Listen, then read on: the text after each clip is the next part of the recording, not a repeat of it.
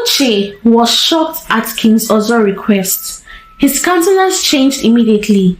He knew if he allowed the king to visit Adana's home, she would have no choice but to marry him. He feared that Adana had gotten used to the king. He quickly told the king that Adana had traveled at night to her grandmother's, who was ill as a matter of urgency, and her father left that morning. He said to the king, "I am just coming from there this morning. It would be best to postpone the date, my king." The king's eyes dimmed with worry. He was deeply concerned about Adana. The king cancelled his visit to Adana and relaxed in the palace with the village elders. Meanwhile, Adana was preparing to go to her store. She was about to leave when she saw Uche, who was smiling as he approached her. "Marry me," Uche said to Adana. He told her how much he had always waited for the perfect time. His heart raced faster like a lion on a chase. Adana held his hands while staring into his eyes. Can I think about it?" Adana stuttered. Her eyes were watery like the tears were about to break out. She feared she was disappointing him. Uche told her everything was fine and that he would be patient. She could sense the sadness in his voice. She liked Uche as a friend, but she never knew he looked at her to be his wife. She had fallen deeply for the king, but just like the situation with Afam, she vowed never to be desperate or only rely on the love others could give her. Uche went back to his hut, angry. He could not believe Adana had decided to make him wait when she should be head over heels for him. Anger began to settle in Uche's heart towards Adana. He felt Adana should be indebted to him after all the years he stood by her. A few weeks later, Ngozi found out she was pregnant. She quickly ran to tell her husband, Afam, of the good news. "My husband, finally, goodwill has returned to our abode. I am carrying your seed." Afam was elated about the news. He quickly called out his workers and declared a work-free day. They rejoiced together over the news of Ngozi's pregnancy. A few days later, Afam's mother came to visit.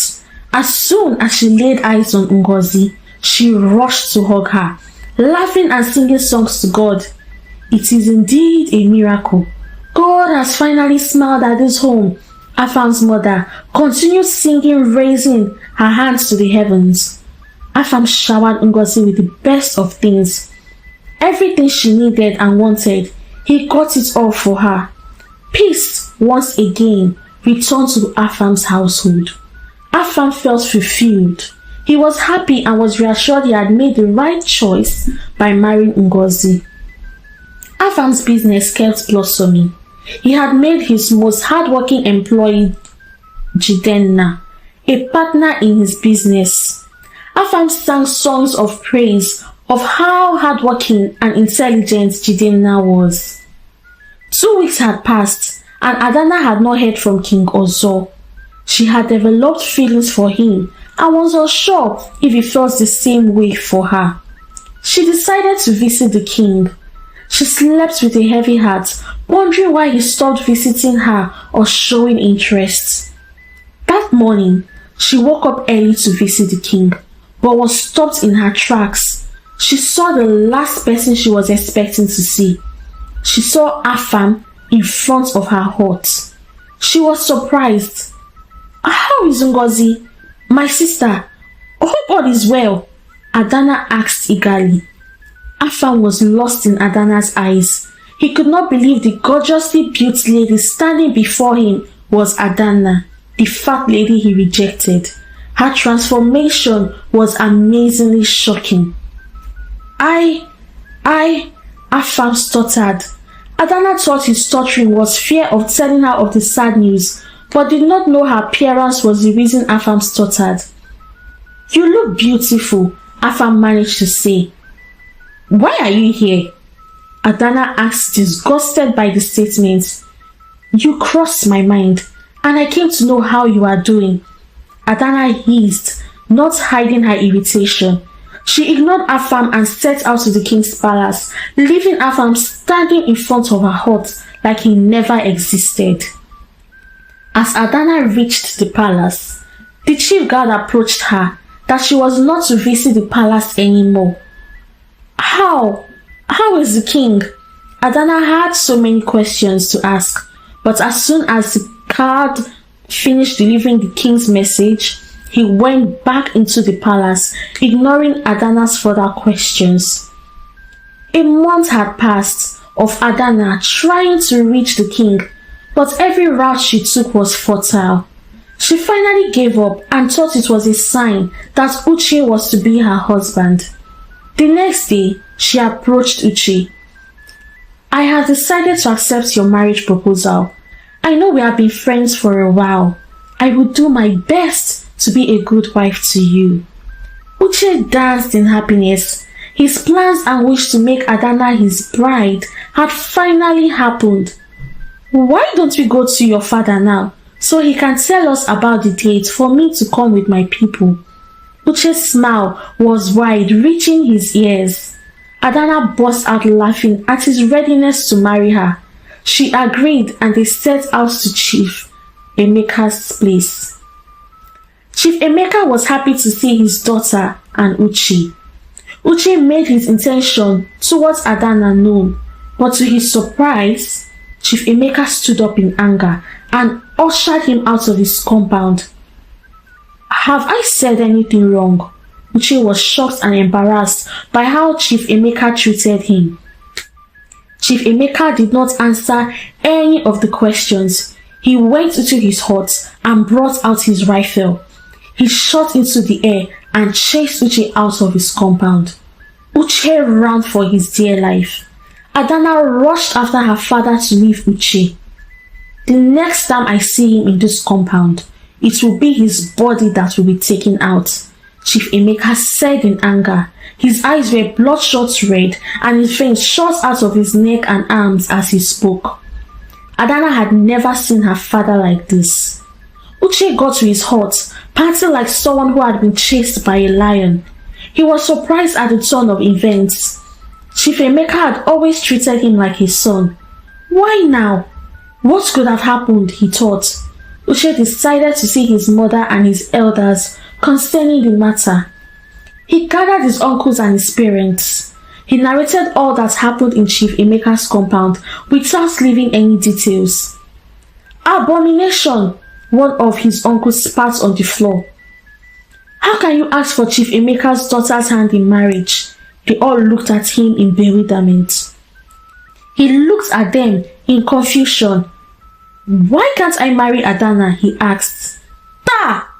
One of his uncles spat back at him. He told him never to say such again. Uche was getting impatient and demanded an explanation. His father finally spoke about his relationship with Chief Emeka. They were cousins and Adana is his cousin, and it is a taboo for Uche to marry her. Uche started laughing. He thought it was a joke, expecting them to join him, but they all mocked at him in silence. He realized that his father had just told him the truth. Our fathers had their differences, so we grew apart. It had been years since we crossed paths. She is your blood and you cannot marry her. Uche's father stood up after speaking. Uche felt confused and angry. All these years, the woman he had helped, loved, and supported happened to be his cousin.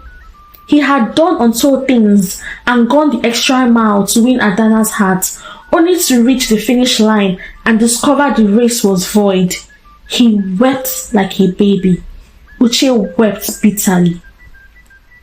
The days became longer and the evenings quiet.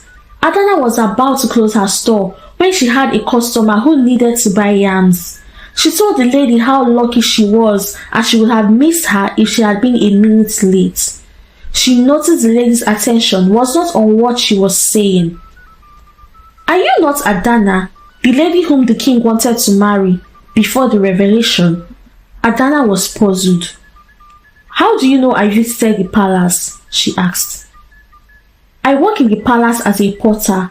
The news about your son and secret marriage was a blown palace gossip, the customer replied.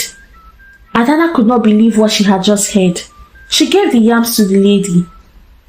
I would advise you to learn to live a honest life. Thank God for the king's drummer and friend, Uche, who divulged your dirty secrets. She paid for the yams and left. Adana's heart raced faster. The thought that Uche could have lied against her to the king made her nauseous. God, is this true? It cannot be true. Uche, to whom she would have been married to. She locked her store and went home. Uche had recovered from the shock of knowing Adana was his cousin. He sought to know how she was doing. The next day, he went to pay a visit to Adana in her store. Adana's eyes were swollen and red, and she looked like she had been crying for days. He thought the reason was the shock of her father telling her about them being related. Adana, I know you must have heard. I never knew about this as well. You never knew what? Adana snapped at him. She was done with the pretense. Uche was taken aback at her actions and questioned her on what was wrong. Adana went ahead to confront Uche on why he lied to the king. I did it for us. We loved each other. No, you did it for your selfish interest because you had stood by me all this time. You thought only you deserved me. Adana's lips trembled as she spoke.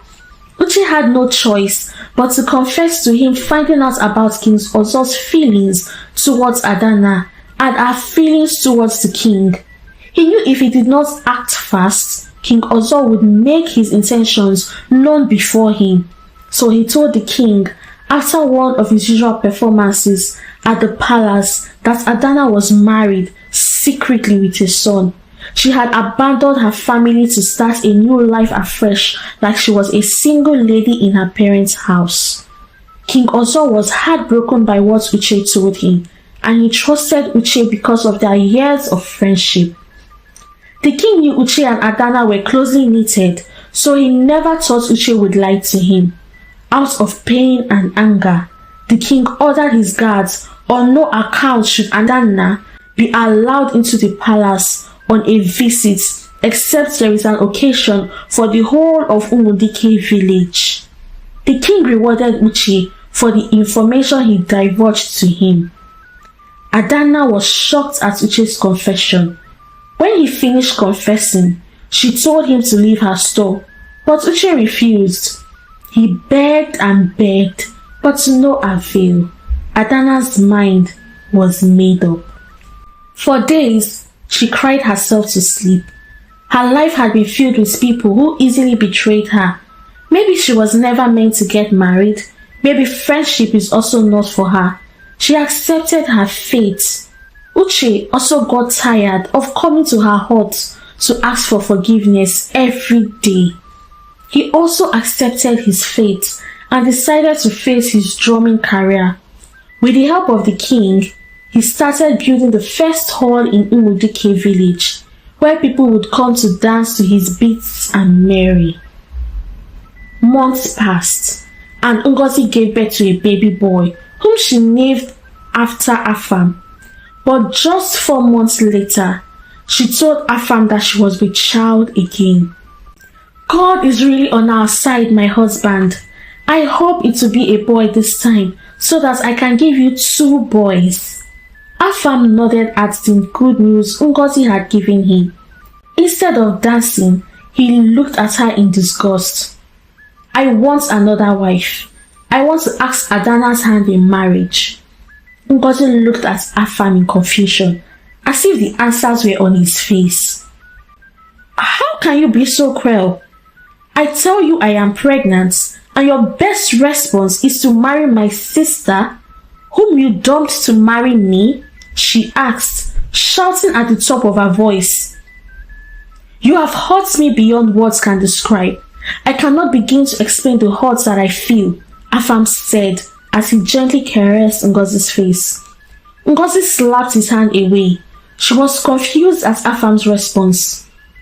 You are trying to run away from your responsibilities. You are such a cruel man, and I will tell the whole village you want to abandon your family to marry another wife. You are not a man, Ngozi told him. Her heart was racing. Afam punched the wall so hard on hearing her last statement that his hand began to bleed. He turned around and grabbed Ngozi by her arms. "Haven't you hurt me enough? Haven't you?" Afam's eyes were filled with tears as he spoke. Ngozi managed to get out of his grip. She was so confused about what was happening that she gently reached out to Afam's hands, which was bleeding, to soothe the pain, but he took a step back. "It is my heart that bleeds. It bleeds from knowing that I am not a man, at least not the one that can father a child." "Can you stop the bleeding?" he asked, finally letting the tears flow. Ngozi was shocked. What was Afam saying? What did he mean? Could it be that he knew his son was not his all this time? But she maintained her composure as the thoughts ran through her mind. "What do you mean? You have a son, Afamefuna." "Afamefuna, your son?" Ngozi stuttered. Afam began to laugh. He laughed so hard at Ngozi's foolishness. This made Ngozi more confused. He came closer and whispered into his ears. "I know Afamefuna is not my son. Neither is the one which you carry in your womb." Afam replied and walked out of the hut. Ngozi began to panic. She knew she had to act fast. They lived in the same house without uttering words to each other as the days passed.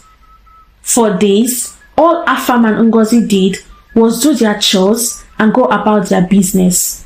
To Afam, Ngozi was dead and gone. It was only about a matter of time before Afam would decide to send Ngozi back into her father's house. The following month, Adana was preparing to open her 6th store in the neighboring village, where she would be based. She had discussed with her father that a change of environment would help, which Chief Emeka agreed to. That morning, while Adana was preparing for her journey, her father told her he was sick and he needed to visit the herbalist. Adana was worried and quickly dropped everything she had planned to do to go to the herbalist's place with her father. As they approached the herbalist's place, Adana saw the royal guards keeping watch. She questioned her father on what she noticed, but Chief Emeka feigned pains in his stomach and requested for them to get to the herbalist faster. "Adana, Biko, let us get there as fast as we can." He leaned to show how serious it was. Adana focused on reaching the herbalist's hut. When she got there, she saw King Ozo. He looked the same as he did when last she saw him, only that he became more handsome. "What is this? Are you ill?" Adana looked concerned. Chief Emeka let go of Adana's hand. "Papa, what is this?" Realizing she had been tricked, Chief Emeka knew Adana would not have agreed to see King Ozo if he had not tricked her into coming with him. "Adana, I have missed you. I should have reached out when Uche told me about your marriage." "You did not trust me enough, Ozo." Her voice was shaky and her lips trembled as she spoke. King Ozo hugged Adana after he calmed her down. They talked and laughed. He asked her to marry him, which she agreed to. The marriage preparations between Ozo and Adana had commenced. The king's messenger went house by house to invite the villagers for the royal wedding. He came to give Ngozi and Afam the formal invite for the wedding. She was shocked that Adana was getting married to the king of Umudike, so she called the king's messenger to confirm in the invite whether it was really Adana, her sister, or a different Adana. The king's messenger confirmed it was Adana, her stepsister. Ngozi almost collapsed. She reached out to the wall for support. It dawned on her that Adana would be the next queen of Umudike. She was at least happy that Adana was getting married, in the hope that Afam, her husband, would drop the topic of getting married to her stepsister. Afam came in to ask who knocked. She informed him that Adana was getting married to the king. "She deserves all the happiness," Afam said with a sad tone. You should abort the thoughts of me leaving this house and our children and drop that thought of ever marrying her. Our children? Afam started laughing. I have always loved you, Afam, and I have been a great wife and mother to your kids, Ngozi said, rubbing her baby bump. The statement made Afam laugh harder. You still want to deceive yourself? Look, woman, when I was younger and in search of a job, I tried being a palm wine tapper, and on one occasion, I had a fatal fall. I healed, but I was told I would never be able to father a child. It was bad enough that you brought pain into my life on how you constantly maltreated me. I bore it. Then you brought in a bastard child, fathered by my work partner, Jidenna. I still took it. But the camel's back broke when you could not even wait for your body to heal. You still went to be with him. In less than 4 months, you bring another bastard child? Afam laughed hysterically. You must be a joker if you think I will keep being a father to the bastards you bring into my house. Ngozi knew her game was up. She wished the ground could open and swallow her, but she bent her head in shame. She quickly went down on her knees, begging Afam to forgive her, but her pleadings went on deaf ears. She held his legs, begging him to kill her, then sending her packing to her parents' place. The shame would be unbearable. Afam did not care, but rather went into the hut. He gathered all her clothes and threw them outside the hut. I am leaving to see my friend, but as soon as I get back, I should not meet you here, Afam said and walked out of the compound. Ngozi felt like she was running mad. What would her parents say? How does she begin to explain? Can Jidenna offer her children the good life Afam had been giving them? She knew it was only God who could touch Afam's heart. She thought of how she and her children would live. What would become of her and her children when Jidenna got married to his betrothed? She wished she had never taken the advice of Nkechi, her friend. She thought deeply about what to do. She quickly cleaned her tears and stood up. Afam came back to meet Ngozi's clothes still outside. He became furious and went into the hut to confront her. I told you I do not want to meet you here. Ngozi was smiling at the threat.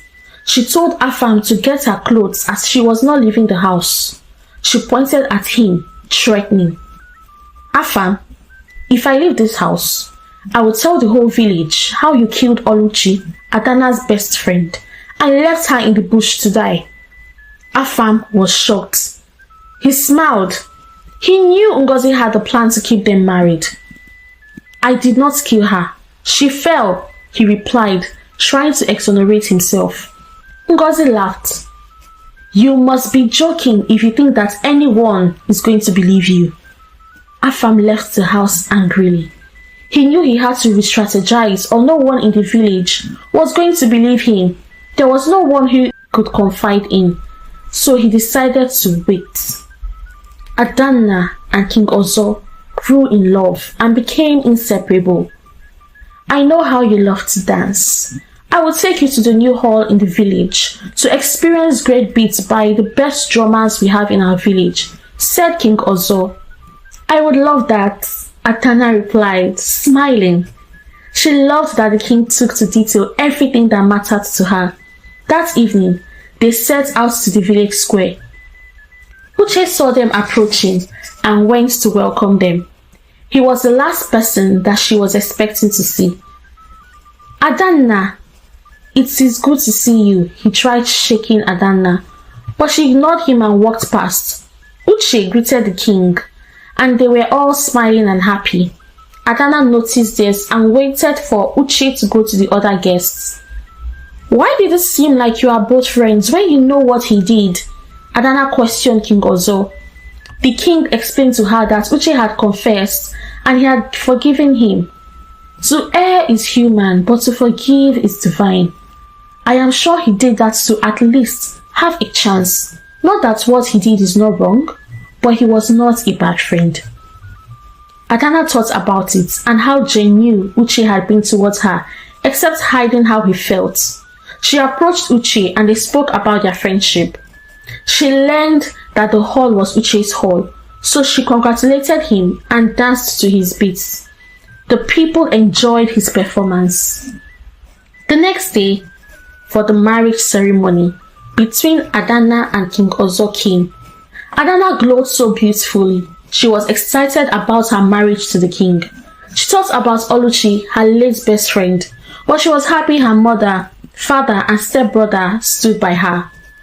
Afam refused to go to the wedding. Ngozi dressed up gorgeously and adorned herself with beads. She planned to outshine Adanna. I know I will still be more beautiful than the fat, shapeless Adanna. I wondered what the king was thinking, she thought to herself, laughing and admiring herself.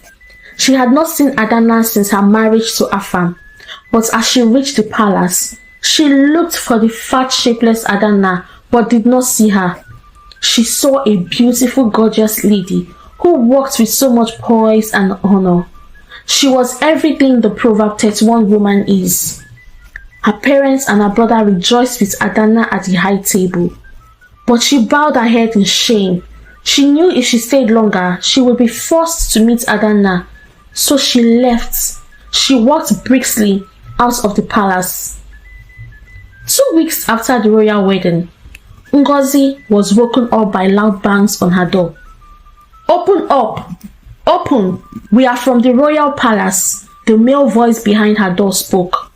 She was going to tell them that she wanted nothing to do with Adanna, but as soon as they opened the door, the guards picked her up and they took her to the palace. She kept screaming and scratching all through, and she kept on asking what she did, but the royal guards did not say a word until they arrived at the palace. She saw Afam kneeling with chains on his hands. She looked at her sister. "What is this? Because you have become queen, you want to torment us?" "Silence!" King Ozo thundered. "You are here because of the death of Oluchi," Queen Adanna told her.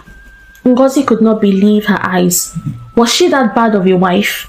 Afam would prefer to be in chains than live in the same house with her. They gave each other a scornful look. Was this going to be her end?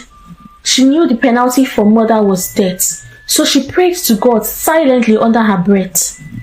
"God, please, I call on you. Please save me this time. I have lived a dubious life. If you save me, I promise to live uprightly. Please, God, let shame not be my portion." Adanna was heartbroken and could not believe Afam and Ngozi killed Oluchi to hide their affair. She fell. "Please, I speak the truth." She fell and hit her head on the stone. "We confirmed she was no longer breathing and feared for banishment, so we agreed to leave her body there." Ngozi shivered as she spoke. She feared for death but hoped for mercy from her sister. Adanna cried bitterly. She thought of the fear Oluchi must have felt as she ran, being chased by Afam. The king made his pronouncement that no one should sell to them or relate with them till the beginning of the new year. If they were to purchase anything, then they must go to the neighboring villages. Ngozi thought of her children, but was grateful that her sister and the king showed them mercy. Afam dissolved his marriage with Ngozi. She had no choice but to go back to Jidenna, the real father of her children, but he refused to marry her, but promised to be in the lives of his children. Uche became wealthier as he graced occasions with his gifts of drumming. His relationship with King Ozo and Queen Adanna blossomed more as the days passed. Ngozi knew no one would want to marry her with her history, so she devoted time to her children and kept trying to mend her relationship with her stepsister Adanna, hoping that one day she would accept her again. King Ozo and Queen Adanna lived a long and fulfilling life together, ruling Umudike. This story teaches us about favor, love, kindness, and discipline. Queen Adana embodied every attribute of a Proverbs 31 woman. Ngozi and Afam were deceitful. In life, we should ensure we are honest, truthful, and kind to one another. What did you learn from this story? Please do not forget to subscribe, like, comment, and share with your loved ones. Till we meet again. Bye.